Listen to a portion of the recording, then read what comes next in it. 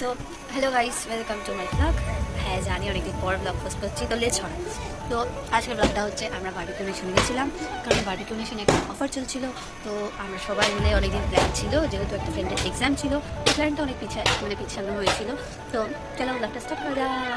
1000 years later. তো এখানে আমি নিজেকে রেডি হয়ে দেখাচ্ছিলাম আর পিছনে ওরা আসছে সেটাও দেখাচ্ছিলাম। এখানে আমরা রাস্তা দিয়ে যাচ্ছি, সবাই তাকাচ্ছে, তাই অকওয়ার্ড লাগছে, তাই ক্যামেরা বন্ধ করছি। দেন এখানে আমি আর রিতম হাসাহাসি করছিলাম আর বাকিরা যে যার মতো ব্যস্ত ছিল। দেন আমরা বাস থেকে নেমে রোড ক্রস করে ফেলেছিলাম আর ওদিকে তিনজন হাতের মতো দাঁড়িয়েছিল, পার হতে পারেনি। দেন আমরা ওখান থেকে গিয়ে সেকেন্ড ফ্লোরে উঠলাম, একটা আঙ্কেল আমাদের সিট দেখিয়ে দিল। আর এই বারবিকিউ নেশনটা হচ্ছে ডাক বাংলো মোড় বারাসাতে। তো তারপর আমরা সবাই বসলাম যে যার মতো। দেন সবাই নিজেদের মতো অ্যাডজাস্ট হয়ে গেলাম, তারপরে কী করবো বুঝতে পারছিলাম না। তারপর আস্তে আস্তে একটা আঙ্কেল ইনস্ট্রাক্ট করার পর সবাই এক এক করে উঠে চলে যাচ্ছিল আর আমি একা একা বসেছিলাম। তারপর আমিও ডেজার্ট কাউন্টারে গেলাম, আর যেহেতু কেউ ডেজার্ট নেয়নি তো আমি পোলাও আর বাটার চিকেন নিয়ে এসেছিলাম। দেন আমি এখানে আপনাদেরকে কিভাবে খেতে হয় সেইটা দেখাচ্ছি। এখানে পাশে আরেকজন চুল ঠিক করতেই ব্যস্ত, আমি জানি না এরা চুল ঠিক করে তো কী পায়।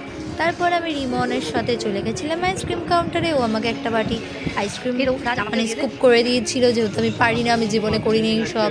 দেন এখানে ডেজার্টের আইসক্রিম আর ম্যাঙ্গো পেস্ট্রি আর ব্রাউনি খাচ্ছিলাম, আর আমি এখানে আবার আইসক্রিম খাওয়াও দেখাচ্ছিলাম। আর রিতমকেও আইসক্রিম খাইয়ে দিয়েছিলাম, যেহেতু কেউ জানে না আইসক্রিম কীভাবে খেতে হয়।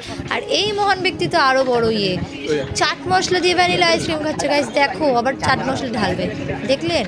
এই হচ্ছে মেন মহান ব্যক্তি আমাদের, মানে এরা হচ্ছে এক একজন এক এক রকমের রিভিউ দিচ্ছিল আবার, আর বারবার করে যাচ্ছে এরা সব আইসক্রিম নিয়ে আসছে, যাচ্ছে আইসক্রিম নিয়ে এসছে। মনে হয় কালকের পুরো আইসক্রিম কাউন্টার ওরাই শেষ করে দিয়েছে। দেন আমি এখানে একটু এখানে আমরা সেজে, তো তারপর আর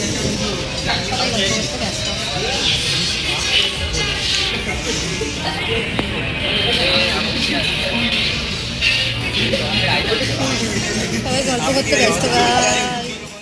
দেন এখানে আমরা লাস্টবারের মতো ব্রাউনি, কাস্টার্ড, আইসক্রিম সব খাচ্ছিলাম, কারণ আমরা একটু পরে বেরিয়ে যাব। দেন এখানে রিতম আমাকে আইসক্রিম খাইয়েছিল, কারণ আমি আইসক্রিম খেয়ে কী করে খেতে হয় জানি না, মানে জানি একটু নাটক করছি। তো যাই হোক, তারপর আমরা লিফটে করে নেমে সবাই মিলে রওনা দিলাম। তো ব্লগ এখানেই শেষ।